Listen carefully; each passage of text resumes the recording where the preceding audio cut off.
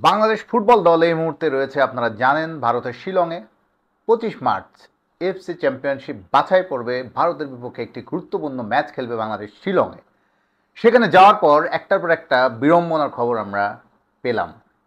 একটার পর একটা নানা রকম অসুবিধার কথা শুনলাম। একটা ইন্টারন্যাশনাল ম্যাচ খেলতে গেছে একটা ইন্টারন্যাশনাল টিম, তাদের সঙ্গে যেরকম বিহেভিয়ার বা যেরকম একটা ফ্যাসিলিটিস, স্ট্যান্ডার্ড ফ্যাসিলিটিস পাওয়ার কথা ছিল বাংলাদেশের, আমরা অবাক হয়ে দেখলাম ফ্যাসিলিটিস দিক থেকে সেভাবে সে সুযোগ সুবিধা পেতে বেশ বেগ পেতে হয়েছে। বাংলাদেশ টিম ফ্লাইটেই গেছে এখান থেকে কলকাতা থেকে শিলং।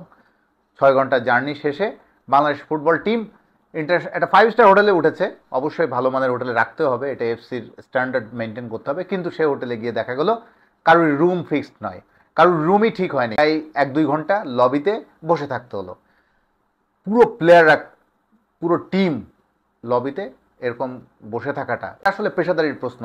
যারা আয়োজক, যারা এই ম্যাচটা অ্যারেঞ্জ করেছে, তাদের তো নিশ্চয়ই আগের থেকে বার্তা আছে যে বাংলাদেশ টিমের কতজন যাবে, কতজন খেলোয়াড়, কতজন ম্যানেজমেন্টে থাকবে, কোচিং স্টাফে কারা থাকবে, এটা পুরো লিস্টই দিয়ে দেওয়া হয়। তো সেই লিস্ট অনুযায়ী তাদের তো রুমটা, তাদের সব কিছু একদম রেডি থাকবে। বাংলাদেশ টিম জাস্ট ল্যান্ড করবে, ল্যান্ড করে চলে যাবে। এবং হোটেলে যাওয়ার আগে আরেক ঘটনা, বাংলাদেশের 13 জন ফুটবলার তাদের লাগেজ বুঝে পায়নি, লাগেজ বিড়ম্বনায়। যে ফ্লাইটে গেছিল সেই ফ্লাইটে সময় মতো লাগেজ না পেলে যেটা হয়, প্লেয়াররা একটু সাময়িক উদ্বিগ্ন ছিল। কেন এই কমফোর্ট দেওয়া, ইন্টারন্যাশনাল একটা টিম যখন আপনার দেশে খেলতে যাবে, তাকে কমফোর্ট দেওয়া, তাকে সব রকম স্বচ্ছন্দ একটা পরিবেশে রাখা হচ্ছে একটা আয়োজক বোর্ডের বা আয়োজক দেশের বা আয়োজক দলের, আয়োজক কর্তৃপক্ষের দায়িত্ব।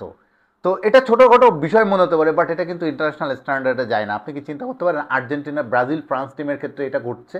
ঘটলে কী হবে? ফিফা ওই আয়োজক কর্তৃপক্ষকে কী পানিশমেন্টটা দিবে বা কী ধরনের ঘটনা পরিস্থিতি তৈরি হতে পারে? আপনি মনে করেন লিওনেল মেসি লবিতে যে বসে রয়েছে 1-2 ঘন্টা, তার লাগেজ আসেনি, তার রুম ঠিক নেই। এরকম একটা ঘটনা যদি রোনালদোর ক্ষেত্রে ঘটে, লিওনেল মেসির ক্ষেত্রে ঘটে, কেমন মনে হবে? এটা হামজা চৌধুরীদের ক্ষেত্রে ঘটেছে। আসলে অবশ্যই এটা ইম্পর্টেন্ট বিষয়। এগুলো বিষয় হয়তো ফুটবল ম্যাচের সঙ্গে সরাসরি সম্পৃক্ত না হতে পারে, বাট ইনডিরেক্টলি কিন্তু আপনার এই টিমের কমফোর্ট দেওয়া বা একটা সে তার মানসিকভাবে স্বচ্ছন্দ একটা সব কিছু ব্যবস্থা করা একটা আয়োজক কর্তৃপক্ষের কাজ। সেটা গেল, লাগেজ বিড়ম্বনা গেল, হোটেলের রুমে লবিতে অপেক্ষা করার বিষয় গেল। এরপর আবার যেটা ঘটেছে এটা খুবই গুরুত্বপূর্ণ, এটা অবশ্যই গুরুত্বপূর্ণ, অনেক গুরুত্বপূর্ণ। Bangladesh Bafufe, Bangladesh football federation, all India football federation তাদের সঙ্গে নিশ্চয়ই আলোচনা করে গেছে যে তাদের সূচিটা কেমন হবে, কোথায় প্র্যাকটিস করবে, কোথায় কী অনুশীলন সুযোগ সুবিধা থাকবে। সব আলোচনা করার পরেও বাংলাদেশ মূল মাঠে আজকে যেতে পারেনি। তারা যেখানে খেলা হবে, জওহরলাল যে স্টেডিয়ামে খেলা হবে, ওখানে সেই স্টেডিয়ামে তারা বাংলাদেশ প্রথম দিন প্র্যাকটিস করার সুযোগই পায়নি। একটি বিশ্ববিদ্যালয়ের মাঠে গেছে, মাঠের সুযোগ সুবিধা যে ভালো না, সেটি বাংলাদেশ কোচ হাবিয়ার ক্যাবেরেরা সরাসরি তিনি এই অভিযোগটা করেছেন। মাঠ সুবিধা নিয়ে তিনি খুবই অসন্তুষ্ট।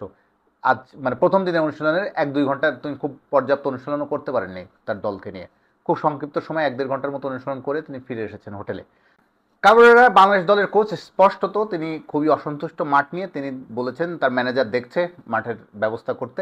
এখন খেলতে যেয়ে যদি মাঠ অনুশীলনের সুযোগ সুবিধা ওখানে যেয়ে কনফার্ম করতে হয় যে কোন মাঠে আমরা প্র্যাকটিস করবো না, এটা আসলে একটু হতাশাজনক। এটা ইন্ডিয়ার পক্ষ থেকে একটা অবশ্যই খুব ভালো আয়োজন থাকার কথা ছিল বা উচিত ছিল। এটাই স্ট্যান্ডার্ড ইন্টারন্যাশনাল ফুটবলের। তো এবং একই সঙ্গে আরেকটা বিষয় দেখুন, বাংলাদেশ মূল মাঠে যেখানে মাত্র 2 দিনের প্র্যাকটিসের সুযোগ সুবিধা পাবে, সেখানে আয়োজক ভারত কিন্তু গত 10 দিন এই শিলংয়ে ঘাঁটি গেড়ে আছে। তারা অলরেডি কিন্তু মালদ্বীপের সঙ্গে ওখানে ম্যাচ খেলেছে এবং তারা ধারাবাহিকভাবে মূল ভেন্যুতে প্র্যাকটিস করছে। সেখানে বাংলাদেশ যে মাত্র 2 দিনের একটা প্র্যাকটিস সেশন শেষে তারপরে মূল ম্যাচ খেলতে যাবে। কতটা বাংলাদেশ পিছিয়ে থেকে তাহলে প্রস্তুতির দিক থেকে বাংলাদেশ এই ম্যাচটা খেলতে যাবে একটু ভাবুন তো। সেখানে এটা আসলে বিভ্রাট নাকি প্রতিপক্ষের কৌশল, এ প্রশ্ন কিন্তু এসে যাচ্ছে। এটা কিন্তু একেবারে অ্যাভয়েড করার সুযোগ নেই। আবার বাংলাদেশের শিলংয়ের মতো অবশ্য কন্ডিশন, ঠান্ডা কন্ডিশনে অবশ্য বাংলাদেশ দলের খেলোয়াড়রা বলছেন তারা সৌদি আরবে যেখানে প্র্যাকটিস করেছিলেন, অনুশীলন করেছিলেন, সেখানকার কন্ডিশনের সঙ্গে শিলংয়ের কন্ডিশন 100% মিল না থাকলেও অনেকটা কাছাকাছি। তারা ঠান্ডা কন্ডিশনে প্র্যাকটিস করে এসেছেন, কন্ডিশনের সঙ্গে তারা না হয় মানিয়ে নিলেন। কিন্তু মূল মাঠের সঙ্গে অভ্যস্ততা তৈরি হওয়ার তো কিছুটা ব্যাপার আছে। এবার টার্ফের মাঠে অনুশীলন করবে নাকি মূল মাঠে? আসলে বাংলাদেশ তো ঘাসের মাঠে অনুশীলন করে অভ্যস্ত, তো সেখানে আবার কী ধরনের মাঠ, সব কিছু মিলিয়ে এখানে আসলে অনেক বিষয় থাকে ট্যাকটিক্যালি, কৌশলগত। তো সেই জায়গায় মনে হয় বাংলাদেশ খুব বেশি সময় পাচ্ছে না। মাত্র 2-3 দিনের একটা প্রস্তুতি নিয়েই বাংলাদেশ ভারতের সঙ্গে খেলতে নামবে। হামজা চৌধুরী যদিও বাংলাদেশের দলের এই ইনক্লুশনটা অনেক বড় বাংলাদেশকে উজ্জীবিত করছে, তাদেরকে অনেক ইতিবাচক থাকতে সহায়তা করছে। কিন্তু বাংলাদেশে আসলে শুধু একজন খেলার উপর ডিপেন্ড করে তো একটা ফুটবল ম্যাচ হয় না।